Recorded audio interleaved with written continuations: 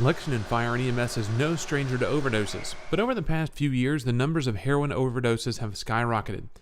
Whereas overdose deaths within Kentucky could be counted on your hands 10 years ago, now the annual death toll is in the hundreds and climbing.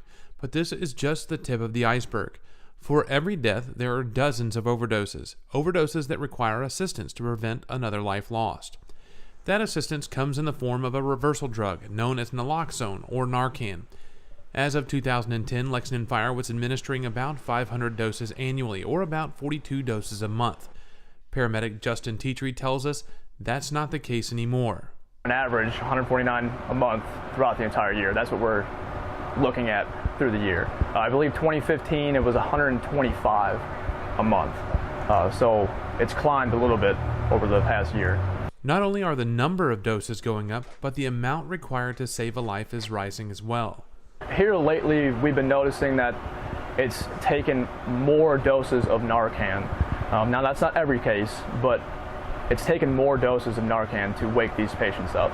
Normally, we'll give, we have IN, which is intranasal, which we have a device that's able to go into their nose and spray in each nostril. We also are able to give it IV, which is more potent. We've been noticing that we've had to give more than one dose.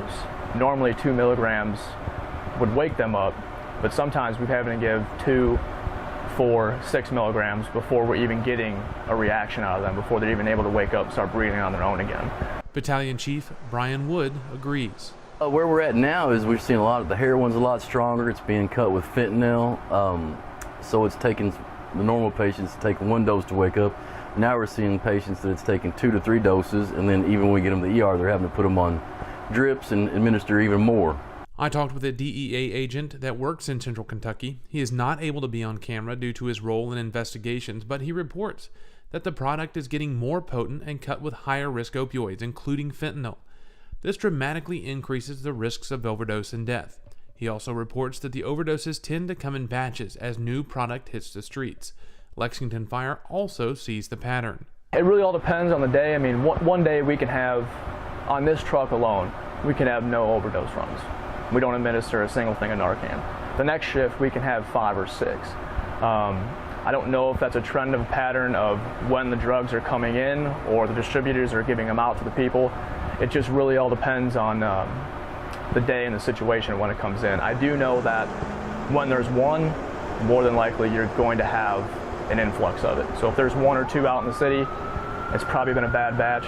You're probably going to get 3, 4, 5 more that day. But it really just all depends on the day and the time and when they're coming in and when the distributors give them out and what it's laced with, which is unknown. You just never know when you're rolling up on scene. You don't know if it's laced with the fentanyl or with the elephant tranquilizer or if it's just regular heroin.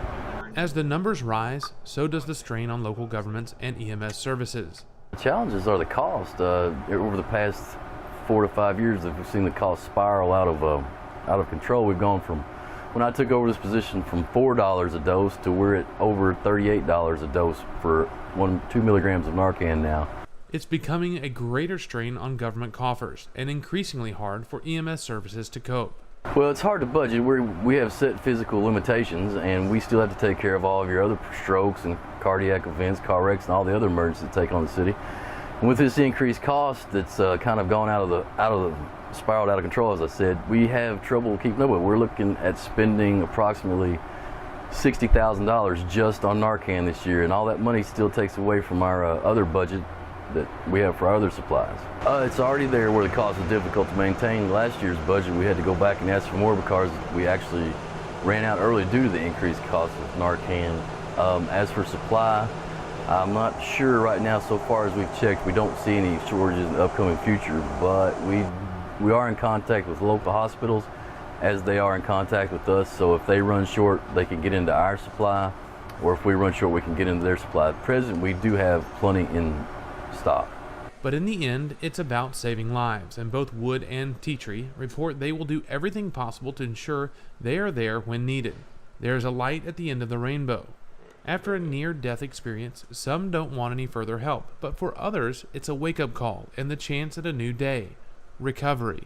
Justin Teetry tells us what it's like when people are pulled back from death's grasp. they're coming out of a seizure or postictal state where they're confused, they don't know what's going on.